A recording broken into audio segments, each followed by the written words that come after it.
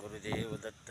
हे बघा आज सोमवार, आता उद्या गणपती बसणार आहेत, पण आमचे महाराज आले इथं मंदिरामध्ये. त्यांनी बोलवले. माझी काय तब्येत बरोबर नसल्यामुळं तब्येत ठीक नाही, 2 दिवस झाले आजारी. त्याला काहीतरी काम असेल म्हणून बोलवलं असेल. आले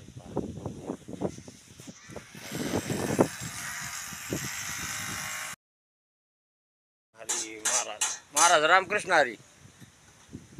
रामकृष्ण हरी म्हणलं. रामकृष्ण हरी. आज दुपारशी आले. आज महाराजांना काहीतरी नियोजन असेल गणपती बाप्पाचं, नाही का? गणपती बाप्पा. गणपतीची तयारी चालू केली बाबा. महाराजांनी कसं बनवले, अगदी स्वतः बनवले बघा. हे अगदी गणपतीसाठी किती भारी फरशीचं डिझाईन वगैरे काढून एक नंबर बनवले बघा. हे स्वस्तिक इथं गणपतीसाठी जागा केली बघा. सुंदर असं डिझाईन काढून बनवले. याला खरंच कला आहे. इकडल्या बाजूला बसवायचं होतं. हे पहा, सुंदर असं म्हणजे आता हे बनवले. आतमध्ये एक हे राहिले बरं का, ग्रँडरचं पान. हे बघा, हे खेळे पण मारलेत सगळं डेकोरेशन बांधण्यासाठी. हे बघा, सगळे असे खेळे मारले.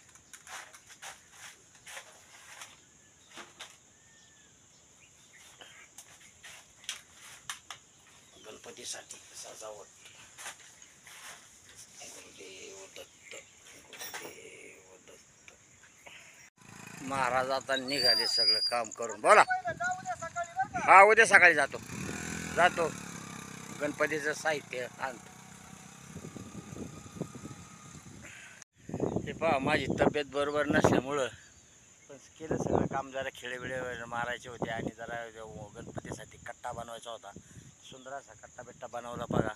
आणि आता महाराज गेले. आता उद्या सकाळी नावड्याला जाऊन हिवरे महाराजांकडून गणपतीचं साहित्य आणायचे, अशी तयारी चालू आहे आमची गणपतीची. खरोखर म्हणजे आता गणपती म्हणजे उत्सव म्हणजे हा मोठा उत्सव असतो, त्याची तयारी जोरदार चालू आहे. आता आमचे मंडळाचे बरेचसे आजारी पडलेत. हे वातावरण जरा खराब असल्यामुळं बरेचसे लोक सर्दी, ताप, डोक्याने जास्त त्रास दिला आहे. पण तरी पण चालू आहे काम. ठीक आहे. श्री गणेश महाराज की जय. श्री गणपती बाप्पा मोरया. हे बघा, आता आमचे छोटे आणि आवडी शाळेतून आलेत बघा. तर त्यांचं चाललं होतं गणपतीचं डेकोरेशन कसं बनवायचं, काय करायचं. तर बघा, आता डेकोरेशन बनवलं आहे. इथं त्या वाटा बनवलाय बघा इथं. आणि शेवटी उद्या काय करायचं मग? गणपती आणायचा. कोण कोण जाणार? मी, बाबा, आजी. हां, एवढी जायचं गणपती आणायला. आणि काय काय आणायचं? हळद, मादी, फुलं तेवढं आणायचं. सगळं आणायचं. बघा, म्हणजे आमची पोर आज 2 दिवस झाले नुसती गणपतीसाठी उत्सुक झाल्यात. तर आज डेकोरेशन केलं. आता उद्या नावड्याला जाऊन गणपतीचं डेकोरेशन ते आणायचं आहे. पहा, ठीक आहे, धन्यवाद. बघा, गणपतीची किती लहान मुलांना सुद्धा उत्सुकता लागते. जायचं ना उद्या मग? हां.